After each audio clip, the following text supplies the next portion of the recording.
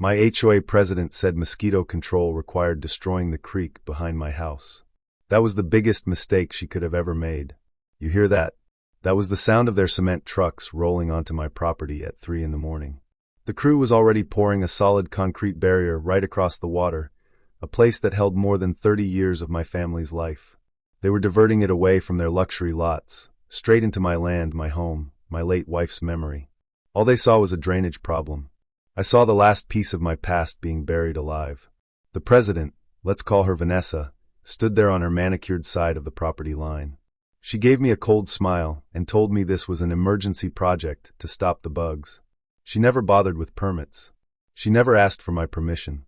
She just did it, confident that an old man living alone would roll over and accept it. What she didn't know, what she couldn't have imagined, is that my entire professional life was spent understanding water. I was a federal water quality specialist for 3 decades. I know the exact regulations she just shattered, and I knew exactly what to do next. My wife, Lena, loved this creek more than anything. During her toughest days, when the treatments were brutal, we'd open the window so the sound of the water could reach her. She planted every single tree along its banks with her own hands during a hopeful stretch of her illness. Each sapling was a small, quiet victory. On one of our last days together, she made me promise. She said, "If anyone ever tries to hurt this place, you fight for them. Don't let beautiful things be ruined for no good reason." That wasn't just a request. It was my mission, and Vanessa had just declared war on it. But here's the thing about people like Vanessa. They think rules are suggestions for other people. My first move was a detailed, bulletproof complaint to the county. I mapped the illegal dam, photographed my flooding basement, tested the contaminated water in my well. I laid out every violation of the Clean Water Act. Then I waited for the inspector. He called, sounded official, promised to come out. Friday came and went. No one showed. When I finally called the office, a board secretary told me the case was closed. No violations found. It was impossible. The evidence was right there, plain as day. That's when I knew I wasn't dealing with just arrogance. I was dealing with something much darker. I drove to their clubhouse, all marble and pretension. I found Vanessa watering roses with a silver can, her gloves spotless. "Oh, the inspector was very efficient," she said without looking at me. "He saw everything he needed to from the parking lot." Her tone was pure, polished confidence. The kind that comes from believing you've bought your way out of trouble. It triggered every alarm bell I had from my old job. This wasn't incompetence. It was corruption. So I switched tactics. I became the investigator again. I set up surveillance. And one Tuesday morning, I watched from my truck as Vanessa walked right up to the county inspector's car. She handed him a plain white envelope, thick enough to be more than paperwork. The exchange was quick, professional, and utterly damning. I had the pictures, but for the law, I needed their voices. My next call to the inspector was recorded. "Mike," I said, "I've been thinking about your suggestion to just work with the HOA." His voice got tight, defensive. He started talking about their resources and connections, about how it's better to work within the system. That was all the confirmation I needed. That's the language of a compromised official. When I calmly mentioned I had photos of their little parking lot meeting, the silence on the other end was deafening. He suddenly found time for a comprehensive assessment the very next week. Vanessa, of course, wasn't finished. When she realized her bot protection was crumbling, she went for the lowest blow imaginable. My neighbor Janet called me, her voice shaking with anger. "Earl, I'm getting these strange calls," she said. "Women asking if you seem confused lately, if your family is worried about you living alone. They hang up when I ask for a name. They were trying to paint me as a grieving, unstable old man to discredit everything I said." That's when I brought in my secret weapon, my daughter Rachel. Rachel isn't just supportive, she's a force of nature. An environmental lawyer from the city.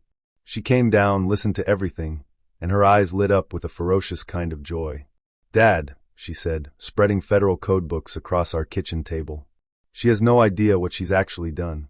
This isn't a county issue anymore." Rachel explained that the new federal regulations, shaped by recent court decisions, have created a very narrow, but very powerful, definition for protected wetlands. They require a continuous surface connection to a major waterway to trigger federal jurisdiction. And by blocking and diverting my creek, which feeds into a larger watershed, Vanessa had accidentally created exactly that. Her illegal dam wasn't just a nuisance.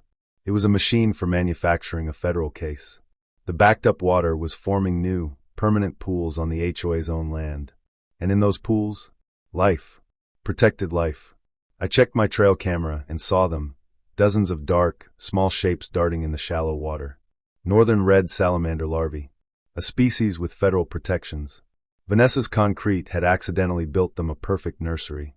When she figured out a real inspection was coming, she panicked. I woke up to the sound of jackhammers in the dead of night. She'd sent a crew to tear out the dam, to destroy the evidence before the feds could see it. It was a reckless, chaotic operation. Instead of fixing things, the broken concrete chunks created even more pools, more complex habitat. She was literally building her own prison, one bad decision at a time. The morning of the inspection was a masterpiece of irony. Vanessa marched out in her power suit, ready to bully her way through it. She tried to tell the state biologist that this was all a misunderstanding, but he just pointed to his water meter and then to the thriving pools. "Ma'am," he said, utterly calm, "I'm looking at a significant breeding habitat for a protected species." I watched the color drain from her face. The word protected hit her like a physical blow. Then, in a moment of pure, panicked stupidity, she did it right in front of them. She pulled out her phone and made a call, offering 10,000 cash, same as before, to make the federal people go away. The lead investigator just held up her own phone, recording. "Ms. Ashworth," she said, "are you attempting to bribe a federal official during a protected species assessment?" That phone call didn't just sink her, it torpedoed the whole ship. But the real poetic justice was still unfolding. Rachel had done her homework. She found a provision in the updated federal code. When a violation accidentally creates or enhances protected habitat, the person responsible for the violation can be held liable for full restoration. But more than that, the newly protected area needs a monitor. A federally appointed, salaried steward with enforcement authority. And as the whistleblower with a background in water science, I was the perfect candidate. The fallout was nuclear. The federal designation came down fast. Overnight, Vanessa's neighborhood wasn't a luxury enclave anymore. It was a federally protected wetland habitat.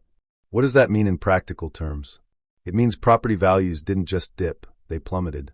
That $900,000 mansion she was trying to sell, now worth maybe a fifth of that, because you can't modify anything, not a blade of grass, not a patio stone, without years of federal permits. The HOA fees became illegal. The golf course? Can't maintain it. The swimming pools? A violation. Her entire world of controlled perfection was now governed by frogs, salamanders, and federal law. The final town hall meeting was pure chaos. 200 furious homeowners, now trapped in a conservation zone they never asked for. When Vanessa tried to blame me, I finally stood up. I didn't yell. I just laid out the facts. "You asked for mosquito control," I told her. "You got a federal ecosystem. You tried to bury a creek, and you accidentally created a sanctuary. Your corruption didn't just get you arrested, it rewrote the future of every home here." As federal agents led her out in handcuffs, her last words were a sputtered, "This is about some salamanders?" Yes, Vanessa. It was. Now 8 months later, the silence is beautiful. No more lawnmowers, just herons. No more concrete, just clean, flowing water. The salamander population has tripled. Lena's trees are thriving. And I have a new job, with a federal badge and a steady paycheck, protecting this place forever. They thought they were dealing with a helpless old man. They were wrong. They were dealing with a promise I made, backed by 30 years of experience and the full, unstoppable force of the law. If you've ever felt pushed around by someone who thinks they're above the rules, I want you to remember this story.